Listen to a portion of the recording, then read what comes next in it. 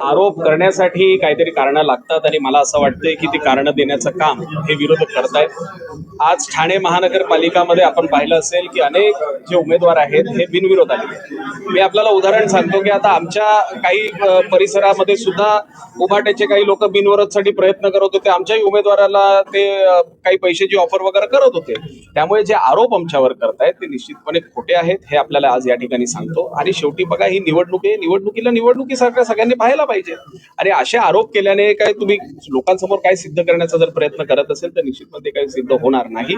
ही निवडणूक आहे आणि आदरणीय केळकर साहेबांनी, डावखरे साहेबांनी आपल्याला जो या ठिकाणी सांगितलेलं की अबकी पार 100 पार हे ठाणे महानगरपालिकेमध्ये आपल्याला हा चित्र दिसणार आहे। नक्कीच, परंतु याच निवडणुकीमध्ये अनेक जे युवा सैनिक आहेत ते देखील आग्रही होते, इच्छुक होते, अनेक ठिकाणी त्यांनी कामं देखील केलेले आहे, परंतु त्यांना तिकीट न दिल्यामुळे अनेकांनी त्यांनी राजीनामा या ठिकाणी दिलेला आहे। तुमचं काही बोलणं झालेलं आहे का, त्याची मनधरणी झाली? मी आपल्याला सांगतो की अनेक युवा सैनिक इच्छुक होते, मी सुद्धा या ठाणे महानगरपालिकेमध्ये एक युवा नगरसेवक म्हणून काम करत होतो। परंतु आपल्याला आज निश्चितपणे या महानगरपालिका क्षेत्रामध्ये असेल किंवा महाराष्ट्रामध्ये कुठली निवडणूक असेल तर युवा सैनिकांनी मेहनत करून, काम करून भविष्यामध्ये ही शिवसेना, भारतीय जनता पक्ष हे आपल्यासारख्या युवकांना संधी देणार आहे या विश्वासाने आपण काम केलं पाहिजे।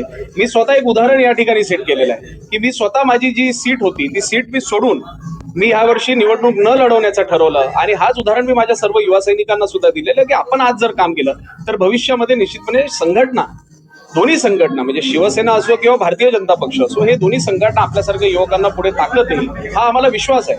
आणि नक्कीच आपण सांगताय अनेक युवा सैनिक हे आमच्या संपर्कात आहेत, जे नाराज आहेत, सगळ्यांची या ठिकाणी आमचं बोलणं सुरू आहे आणि सगळ्यांनी फॉर्म त्यांचे मागे घेतलेले आहे। काही उमेदवार आमचे आहेत जे अतिशय नाराज आहेत, पण निश्चितपणे ते सुद्धा या उमेदवारा निवडणुकीमधनं माघार घेतील हा आमचा विश्वास आहे। तर प्रताप सरनाईकांवरती आरोप करण्यात आले आहे की त्यांनी त्यांच्या लेटर हेडवर जो आमदारकीचा लेटर हेड होता त्यांनी बेकायदेशीर काही आपल्या प्रशासकीय लेटर हेडवरती काही पदाधिकाऱ्यांच्या नियुक्त्या केल्यात असा आरोप केला जातो। नाही, पदाधिकाऱ्यांचे नियुक्ती केल्या म्हणजे ते शेवटी संघटनेचे पद आहेत आणि ते संपर्क प्रमुख म्हणून त्यांना तो अधिकार आहे।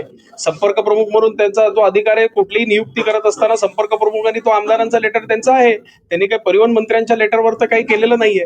शेवटी संपर्क प्रमुख संघटनेचं हे एक पद आहे आणि त्या पदानुसारच त्यांनी नियुक्त्या केलेल्या आहेत। त्यामुळे अशा आरोपांना आम्ही फेटाळतो। पळून जाऊ नये म्हणूनसाठी हा अजिबात नाही। आज संपूर्ण मुंबई असेल, ठाणे असेल, मीरा भाईंदर असेल, सगळीकडे शिवसेना पक्षाने प्रभारींची नियुक्ती केलेली आहे आणि तीच प्रभारींची नियुक्ती ओळा मांजिवडा विधानसभा मतदारसंघामध्ये सुद्धा आदरणीय सरनाईक साहेबांनी शिंदे साहेबांच्या मार्गदर्शनाखाली केलेली आहे।